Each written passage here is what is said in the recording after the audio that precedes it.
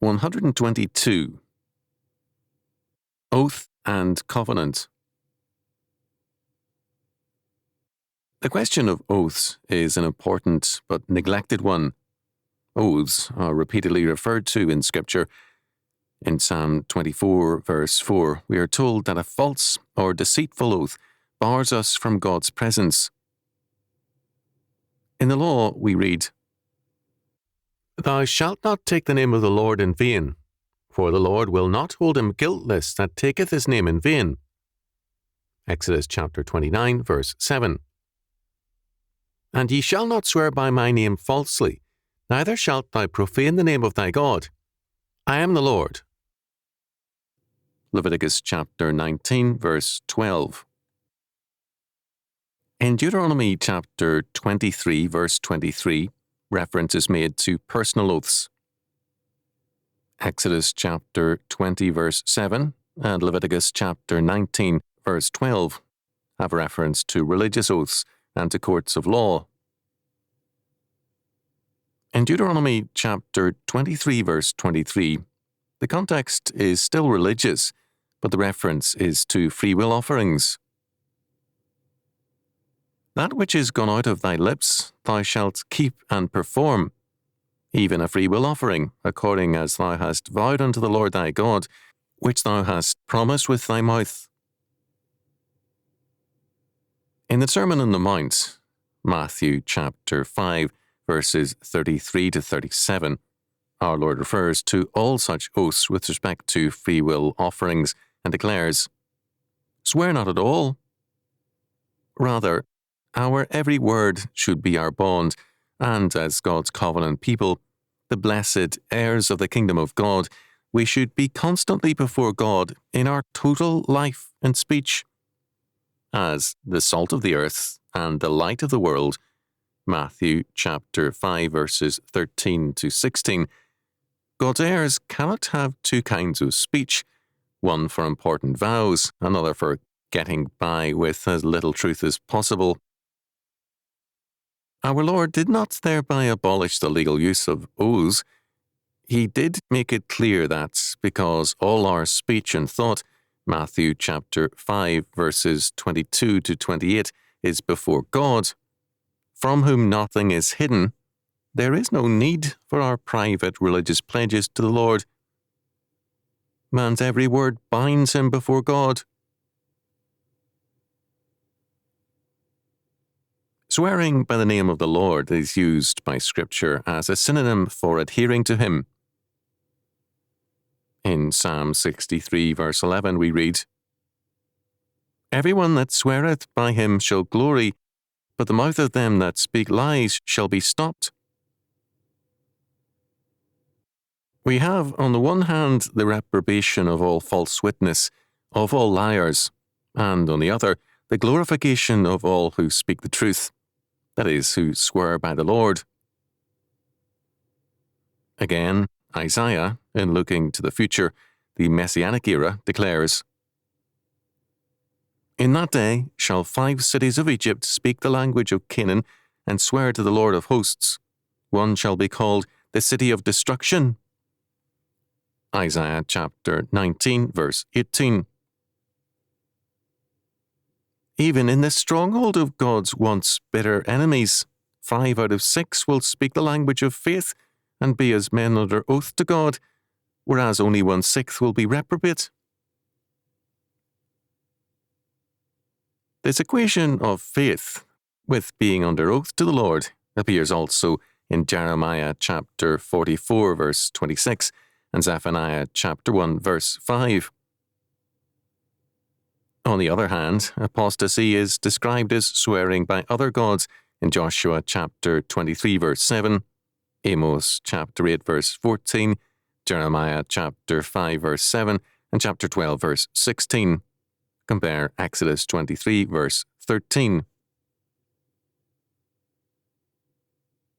Again, the kind of oath or vow referred to in Deuteronomy chapter 23, verse 23, and by our Lord in Matthew chapter 5, verses 33 to 37, is described more fully in Numbers chapter 30, verses 1 to 16.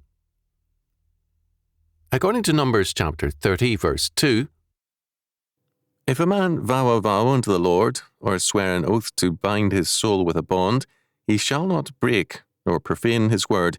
He shall do according to all that proceedeth out of his mouth. This law goes on to state that a daughter or a wife can have their vow disallowed or cancelled by their father or husband at the time it was made, because they are under his authority and cannot bind themselves even to God, apart from God's duly constituted authority over them. It was all such vows and oaths that our Lord set aside.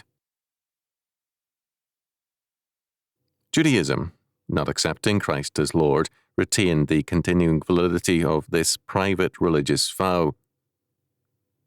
The result was serious problems. Let us suppose that a devout Jew in the early Middle Ages vowed to give the Lord 1,000 gold pieces because of some particular blessing.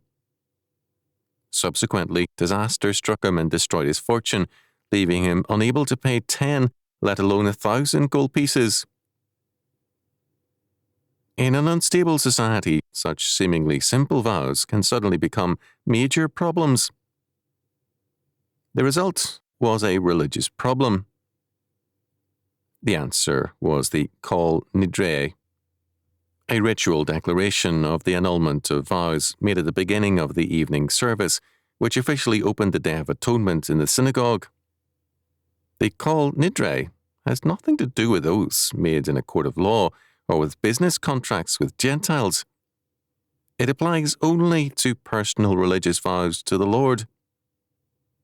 The Kol Nidre was resisted by many religious leaders, and, with the rise of Jewish modernism, was dropped in such circles, simply because the entire subject was not now deemed important. The adoption of the Kol Nidre was a very important theological step. It was the cancellation of man's religious will devotion. It was an admission of the weakness and incompetence of man's efforts to serve God, and it, in effect, looked to God for a Sabbath from man's own will and word. The biblical Sabbath decrees 1 day's rest in 7 for man and his animals, 1 year in 7 for man and the earth, and a Jubilee year after the 49th year to mark a double Sabbath. The Kol Nidre added a Sabbath for man's vows each year and is in effect a confession of the failure of Judaism.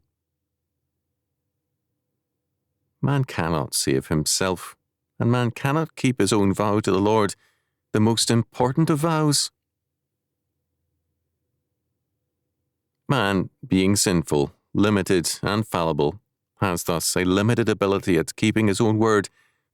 But, as even Balaam recognized, God is not a man that he should lie, neither the Son of Man that he should repent.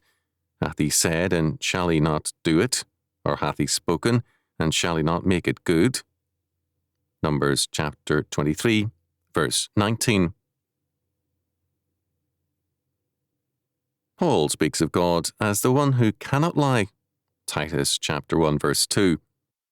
Hence it is that God's word is alone the infallible and binding word.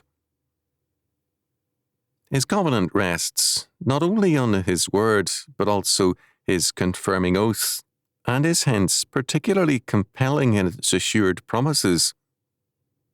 Hebrews chapter 6, verses 13 to 20. Thus, the significance of our Lord's declaration concerning Deuteronomy chapter 23, verse 23 is, first, all speech is placed before God, and the total life of the covenant man must be in conformity to the word of God and is a vow before him. Second, it makes clear that our word, however truthful it must be in obedience to the Lord, can never be an assured and certain word. Hence, vows are to be avoided except where legal procedures require them. There is, however, a third factor, as we have seen previously, Our membership in Christ's covenant is an actual or implied oath. Baptism is in fact a vow between man and God.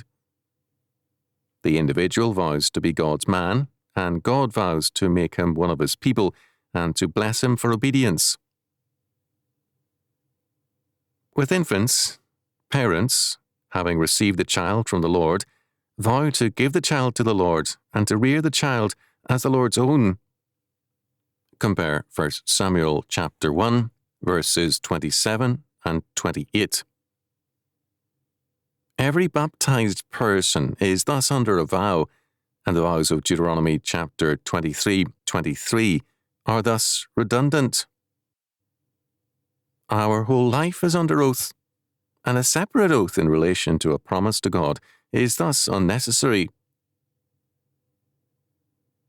A court of law, however, is not God.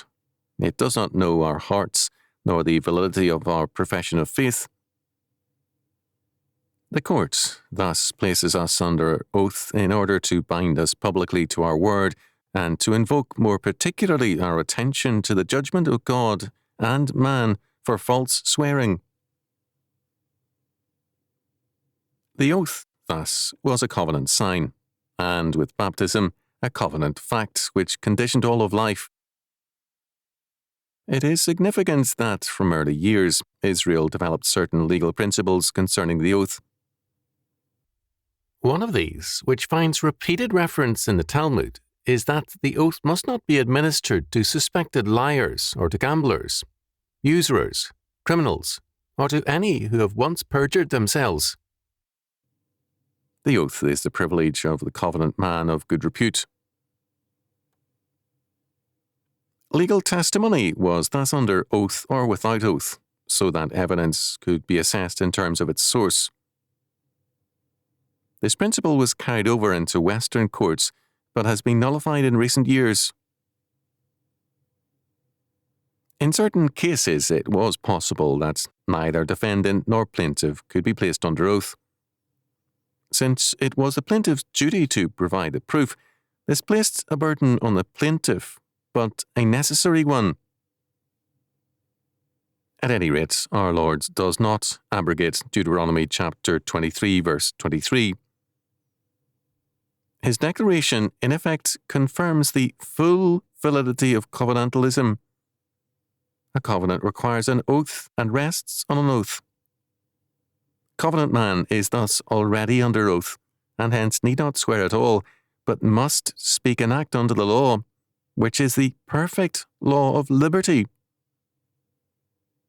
James chapter 2, verse 12. Compare James chapter 5, verse 12.